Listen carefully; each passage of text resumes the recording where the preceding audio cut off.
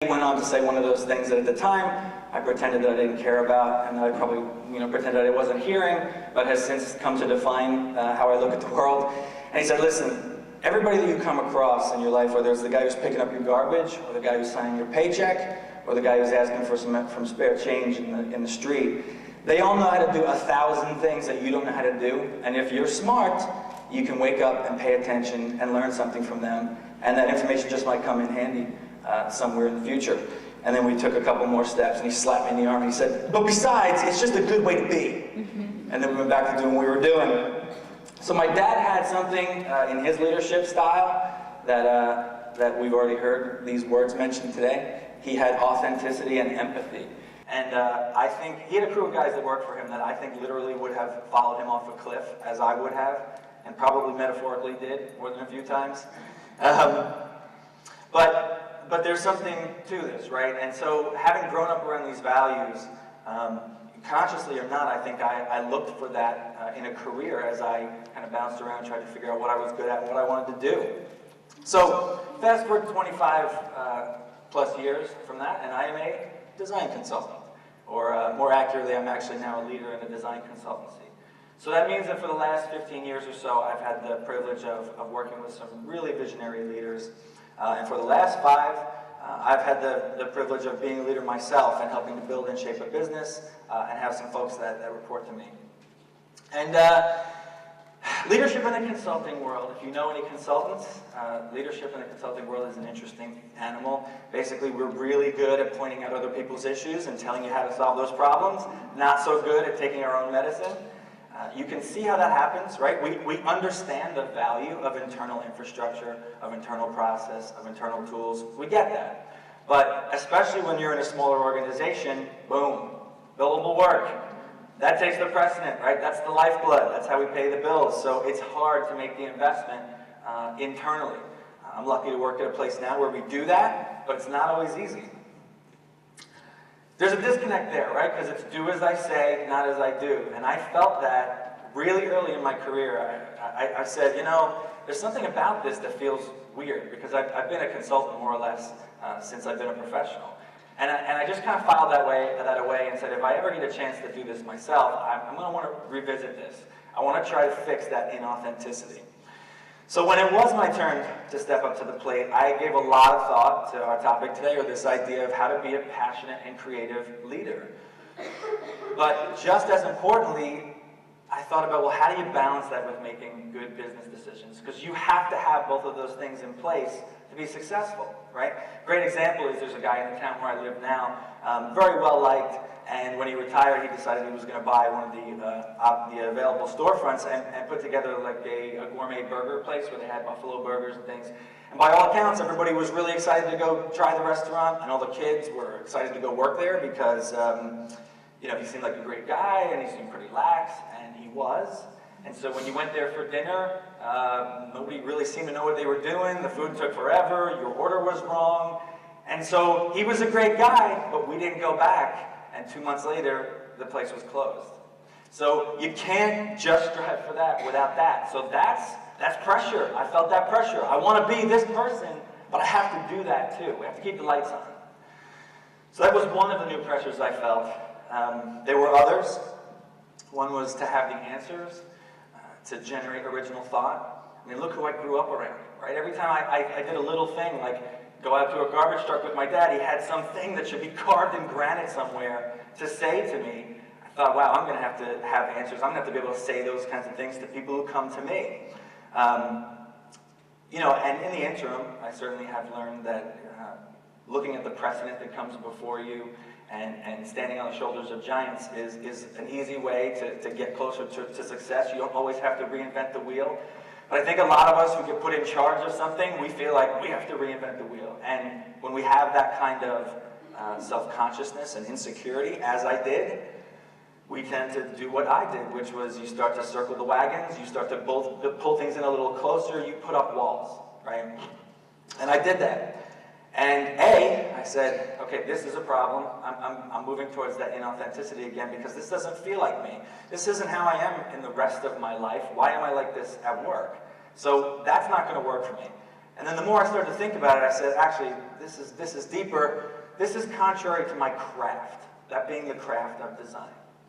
So literally all the success that I had professionally, I owe it all to following the design process. We can't go into it in a ton of detail today, but just to give you the high level, the design process, sometimes you'll see it referred to as this idea of the ADDIE model. And basically, it's taking a methodical approach to making decisions where you analyze, design, develop, implement, and then evaluate. Okay? You'll see this whether you're designing a website, a chair, a building. These things are universal. They'll have different names, there'll be different places where the cycle repeats, there'll be different sub-steps, but these things are fundamental, they're always there. So some of the pushback that I get on that is, how can you process? That sounds like a lot of work. How can I possibly, when I'm in a leadership position, when I gotta be making decisions, I gotta be shooting from the hip, how can I follow a process? And my answer to that is, well, following a process does not have to equal a lot of time and effort. Quickly, let's think back where we've done it already. How about that happy little fellow? You guys know PEMDAS?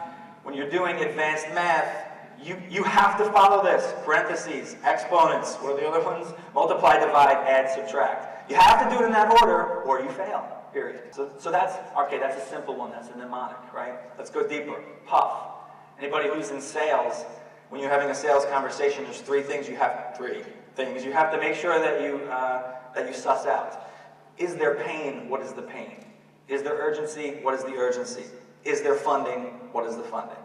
If you don't do those, you're going to be having subsequent conversations because you can't sell until you've identified those three things.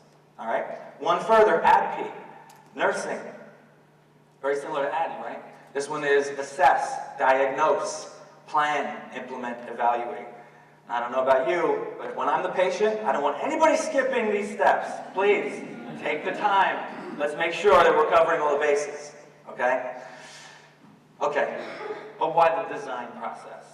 There's a number of reasons, but quickly, at a high level, it's deliberate, it's evidence-based, it's universal, and it's tested. It really has been around for hundreds of years, whether or not anybody's called it that. But let's slow down here. It's user-centric. This is the key. One of the things that we say kind of tongue-in-cheek is that there's no I in great design. Get it?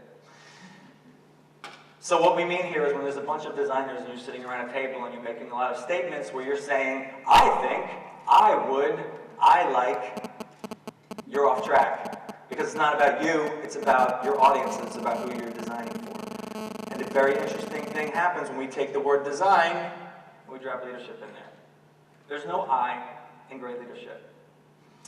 So I don't know about you, but I've never been all that into leaders that use a lot of I statements. I'm much more interested in leaders that use we statements. And what is really telling is, are they using we statements behind closed doors? That'll really tell you something. Let's go one step further. People hear that, we statements, wait a minute, my business, my project, this is not a democracy. I can't get everybody in a room together and go, what would you like to be paid? What would you like the HR policy to be? It doesn't work like that.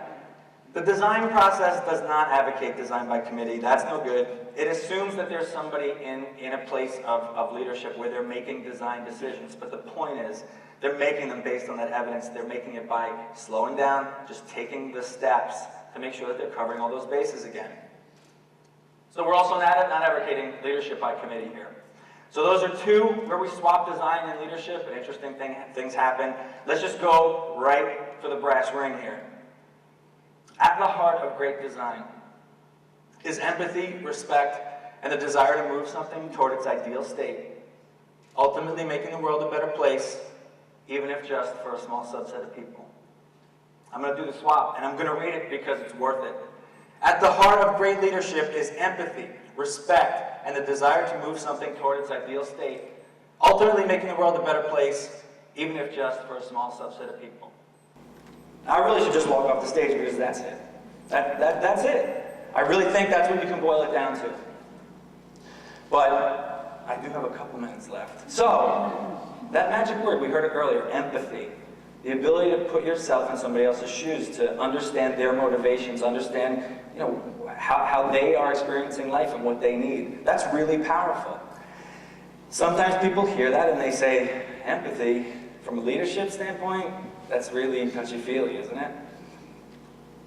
I don't agree. I can't agree with that. It's not what I've seen happen. Empathy is good leadership, but if you choose to challenge that, fine, but you can't challenge this. Empathy is good business, and it's proven.